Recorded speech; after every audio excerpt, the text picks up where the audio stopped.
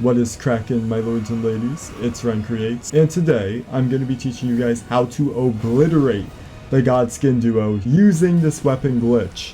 Now this video is going to be segmented into 3 parts, the first being the setup and the glitch, the second being the boss battle breakdown, and the third being all the things that I incorporated into the build and how to get them.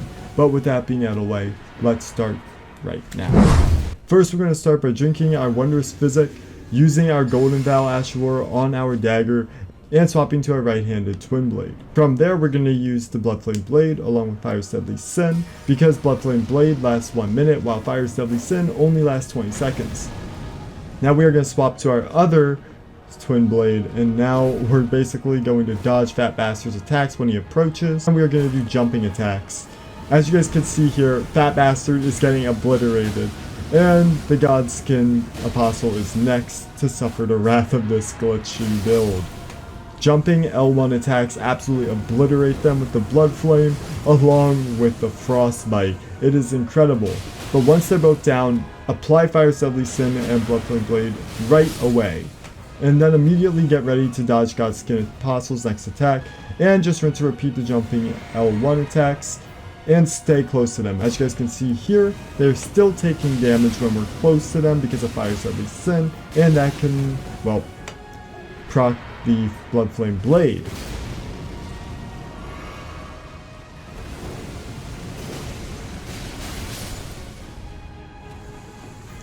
You're just going to keep doing your jumping L1 attacks until the battle is over. It is very easy and simple, and this didn't even take me 2 minutes to defeat. That is very close to Marigold death time on a bleed build. It is quite the feat to witness indeed. So first off, let's explain how the glitch works. The glitch is pretty simple. It involves you using Fire's Deadly Sin and the bloodflame blade. In order to pull off this glitch, you need to have a weapon that can be infused with buffs such as the Godskin Peeler, and obviously a casting tool that can cast incantations. Giant Seal is going to be perfect since we're going to be using 2 fire spells, so go for it. You're also going to need a minimum of 2 memory slots as well to have both of these spells, since they only cost 1 each, which is great. And you're going to need a minimum of 19 Faith and 10 Arcane to be able to pull off both of these spells. We are also going to be dual wielding twin blades, because dual wielding twin blades, when we do the jumping L1 attack, which I'll show you guys here, is very fast and has a high DPS, allowing us to not only do a lot of damage per jump, but also have a nice build bleed up as well. So let's explain the glitch. The glitch is going to involve Fire's Deadly Sin and the bloodflame blade. I actually recommend putting on bloodflame blade first because it lasts for a whole minute, while Fire's Deadly Sin only lasts for 40 seconds. Now, as we all know, Fire's Deadly Sin puts us ablaze and harms us. However, in return, it also hurts anything that's around us as well. As you guys can see, the blood flame just procced it and killed the enemy, and this is exactly what we're going to be doing in the Godskin fight. The really beefy Godric Knights don't really stand much of a chance against this. I'm not even attacking and he's almost dead. Again, it's very powerful. So breaking down the build, we have our 2 twin blades.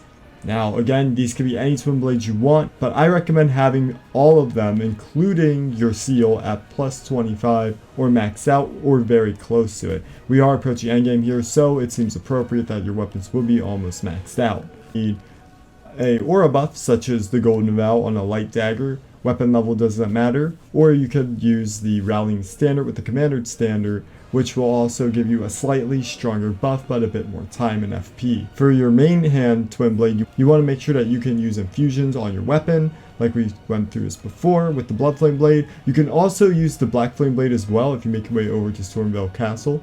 However, with our offhand twin blade, you want to make sure that it is imbued with cold.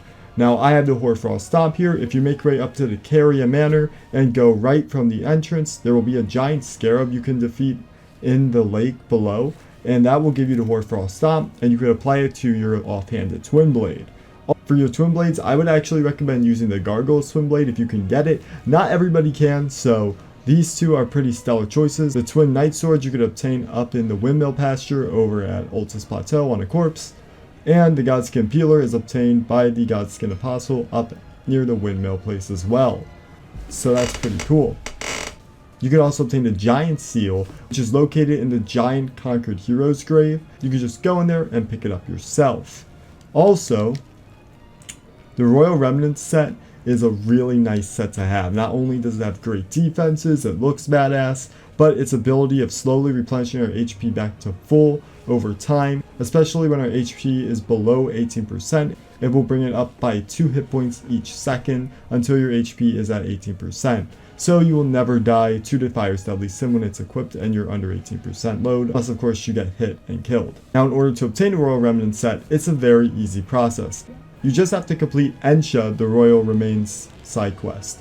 It's very simple. Do is make sure that you have the Round Table Site of Grace unlocked, and make your way over to the Elden Village.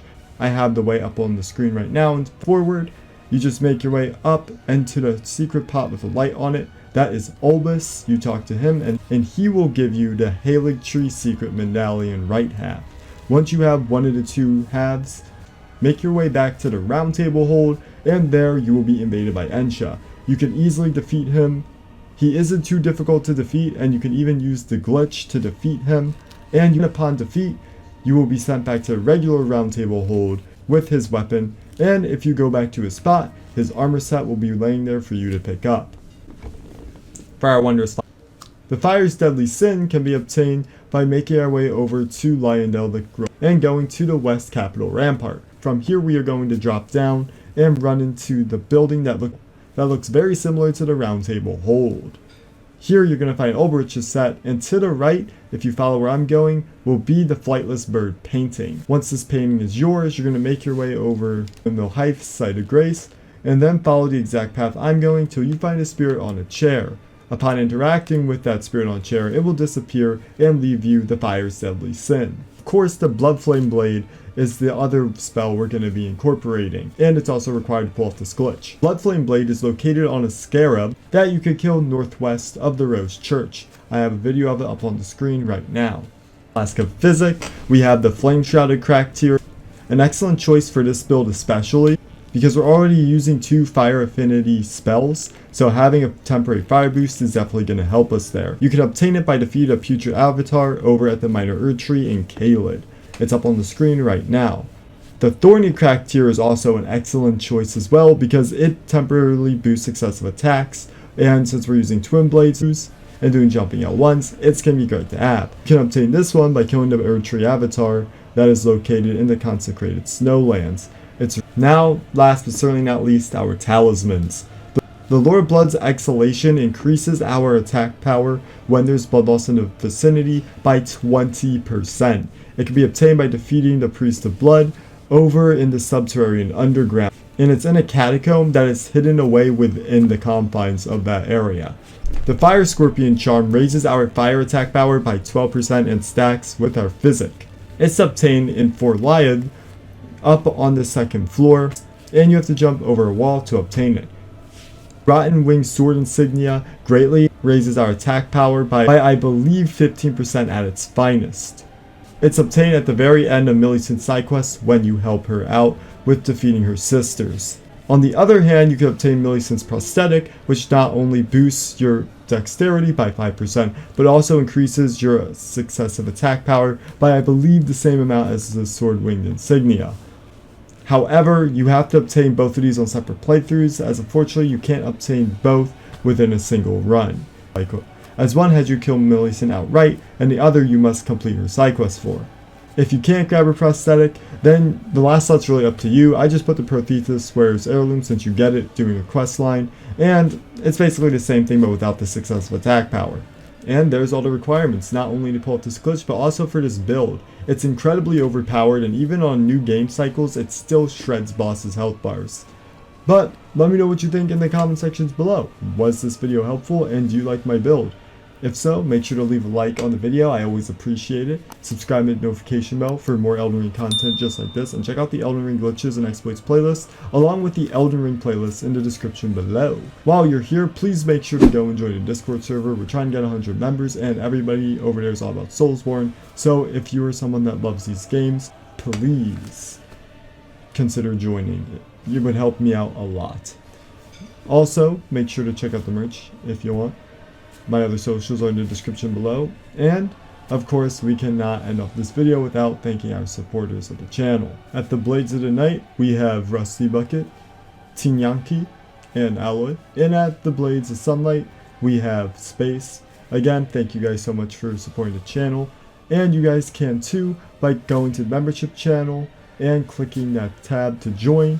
Anywhere from $1 to $25 a month, you guys can support my channel and get exclusive perks such as loyalty badges, exclusive emotes on stream, polls, video, editorial series, and all other kinds of content on that feed. So again, it is very appreciated. However, with that, this video has reached its conclusion, and I really hope that you guys have a lot of fun trying out this build and glitch for yourself. So until next time, my fellow Tarnished, I wish you good luck, and peace out.